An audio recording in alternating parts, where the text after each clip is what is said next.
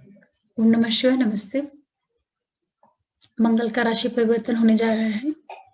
मंगल अभी तक मीन राशि में थे, अब यहाँ से निकल करके ये अपनी खुद की राशि मूल त्रिकोण राशि मेष में आ रहे हैं। तो ये किस तरीके से अपना प्रभाव दे सकते हैं सभी लोगों के लिए। और इसी के साथ साथ में बड़ा अच्छा संयोग बना है कि सूर्य भी अभी वृश्चिक से निकल करके धनु की राशि में गए हैं, अग्नि तत्व राशि में। और सूर्य प्लेनेट जो है वो 9th प्लेस पे आए हैं, जो कि गुरु की मूल त्रिकोण राशि है। तो कालपुरुष की पत्रिका का जो पंचमेश है वो भाग्य स्थान पे गया, और कालपुरुष की पत्रिका का जो पहला भाव है वहां का लॉर्ड मंगल अपने खुद के स्थान पे आया। तो एक बड़ा अच्छा संयोग बन रहा है ये, जो कि सभी की लाइफ में कुछ न कुछ सकारात्मक प्रभाव दिखा सकता है। आज मैं उसी के बारे में आप लोगों से चर्चा करना चाह रही हूँ। देखिए, अभी तक क्या था कि जो मंगल ग्रह था वो मीन राशि में चल रहे थे, और इस वजह से सामान्य जनमानस के अंदर भी कुछ दिक्कतें बनी हुई थी। विशेष रूप से निर्णय क्षमता जो थी वो कहीं न कहीं प्रभावित हो रही थी। आर्मी वगैरह और जितनी भी चीज़ें थी गवर्नमेंट से जुड़ी हुई या डिसीजन से संबंधित जितनी चीज़ें थी, उसमें कहीं न कहीं एक अनस्टेबिलिटी जैसी स्थिति बनी हुई थी। लेकिन अब मंगल जो कि सेनापति हैं और भूमिपुत्र कहे जाते हैं, तो जब मंगल अपनी खुद की मूल त्रिकोण राशि में आएँगे तो ये काफ़ी मजबूत स्थिति होगी। तो ऐसे में क्या होगा कि जो भी आर्मी है या आर्मी के जो ऑफिसर्स हैं या जो कंस्ट्रक्शन से जुड़े हुए फील्ड हैं, इन सारी चीज़ों में बहुत तेज़ी आने के योग बनेंगे, क्योंकि मंगल अपने प्लेस पे आ रहे हैं। तो ये मंगल लग्न में बैठेंगे, और इसी के साथ में जो सूर्य ग्रह है, जो कि आत्मा का कारक ग्रह है और कालपुरुष की पत्रिका में पंचम भाव को लेकर के चलता है, वो गोचर में नवम भाव में आया है। तो ये जो केंद्र और त्रिकोण का एक ट्राइन बनेगा, एक जगह मंगल बैठ रहे हैं केंद्र में पहले, और जो त्रिकोण है तीसरा त्रिकोण नवम भाव, वहां पे सूर्य की स्थिति बन रही है।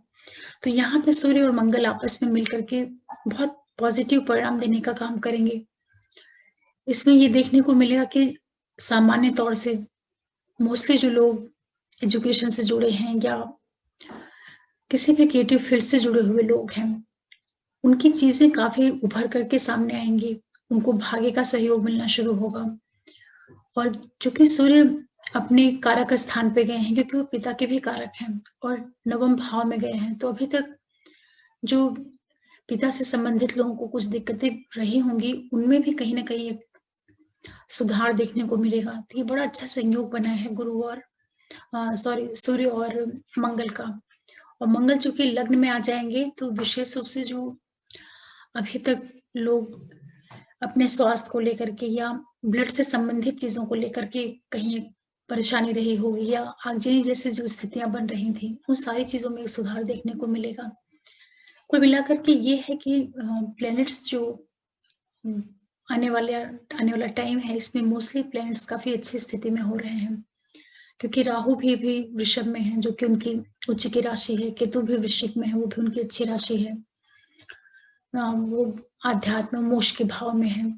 तो दो प्लेनेट तो इस तरीके से अच्छी स्थिति में चले गए। उसके बाद मंगल भी जब अपने मूल त्रिकोण राशि में आकर के प्रवेश करेंगे, और सूर्य भी अपने मित्र के घर में आएंगे धनु में।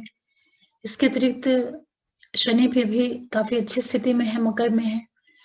गुरु जरूर मकर की राशि में है, हालांकि उनकी निज भंग की स्थिति कही जा सकती है, लेकिन ये है कि जो मेजर प्लैनेट्स हैं वो काफी स्ट्रॉन्ग स्थिति में है। और इसी के साथ में जब मंगल और सूर्य भी गोचर में अपना प्रभाव देने में सक्षम होंगे, तो इसका प्रभाव जो है सभी के ऊपर काफी पॉजिटिव पड़ सकता है। सबके लाइफ में कुछ परीक्षा को लेकर के या एजुकेशन को लेकर के या बच्चों से संबंधित चीजें जो हैं, उनके कहीं भाग्य में एक बढ़ोतरी।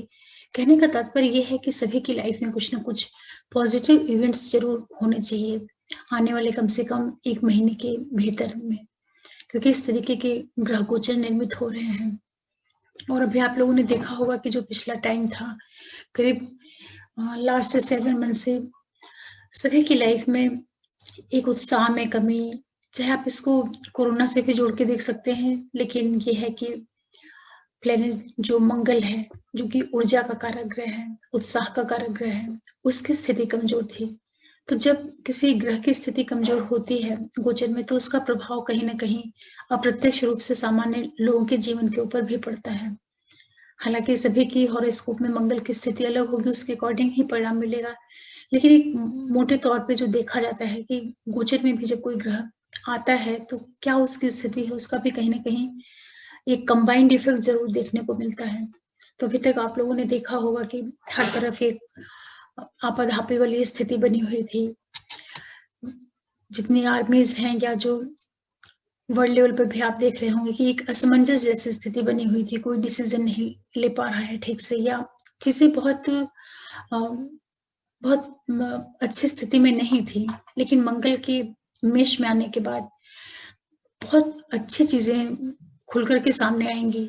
कोई भी कंट्री होगा या कोई भी देश होगा, तो वो अपने निर्णय को लेने में काफ़ी अपने आप को स्वतंत्र पाएगा। इस तरह की स्थितियाँ निर्मित हो सकती हैं आने वाले टाइम में।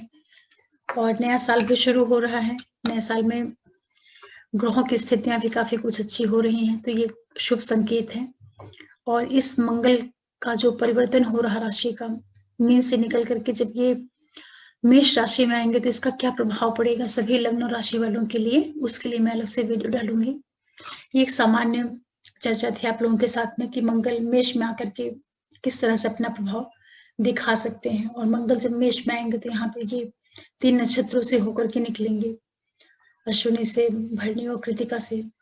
तो कहीं न कहीं ये शुक्र और सूर्य से संबंधित जो चीज़ें हैं, उनको भी प्रभाव में लाने का काम करेंगे। तो शुक्र जो है वो भौतिकता और फाइनेंस का कारक ग्रह है।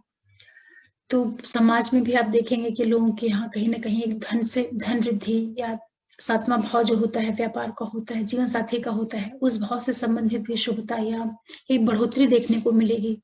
उसके बाद जब सूर्य के नक्षत्र से निकलेंगे सूर्य, तो सभी की लाइफ में कहीं न कहीं जो 5वाँ भाव है, वो एक्टिवेट होगा। तो 5वाँ भाव जो है आपकी संतान का है, आपकी शिक्षा का है, बुद्धि का है, प्रेम संबंध का है।